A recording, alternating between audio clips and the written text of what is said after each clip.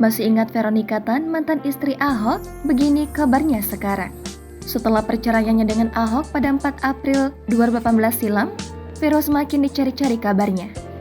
Meski perceraian itu sudah 5 tahun yang lalu, namun tetap saja menjadi pusat perhatian.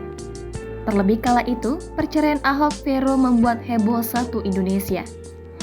Bahkan, Vero juga sempat dituding melakukan perselingkuhan saat Ahok yang kala itu masih mendekam di penjara. Kini, Veronica Tan nampak kembali menata hidupnya. Dikutip dari Tribun Jatim, ibu 3 anak ini mampu bangkit dan berjuang seorang diri dengan pesonanya yang baru. Berbeda dengan Ahok yang tak butuh waktu yang lama untuk mencari pengganti Vero. Mantan Gubernur DKI Jakarta itu langsung menikahi Puput Nastiti Devi, ex-ajudan Veronica Tan. Ahok dan Puput kini sudah dikaruniai 2 anak. Sementara itu, Veronica Tan masih setia dengan kesendiriannya.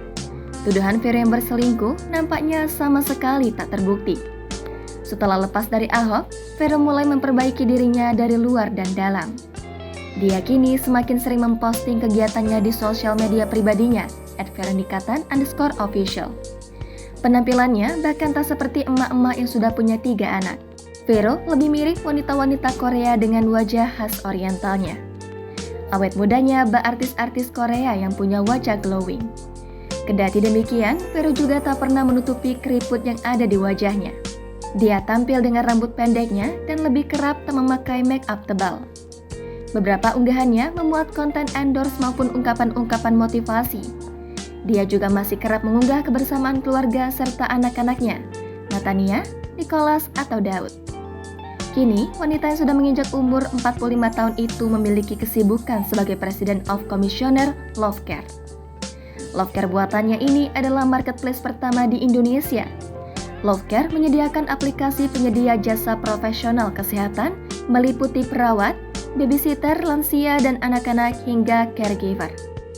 Lovecare didirikan Vero bersama para koleganya pada 2019 lalu. Di wadah inilah Vero semakin aktif di bidang sosial dan kemanusiaan. Bahkan pada 2020, Vero termasuk ke dalam daftar 20 orang berpengaruh di Indonesia.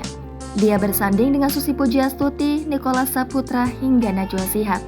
Jika dilihat, gaya Veronica Tan memanglah tak neko-neko. Dia kerap tampil apa adanya dengan fashion yang menarik namun simpel.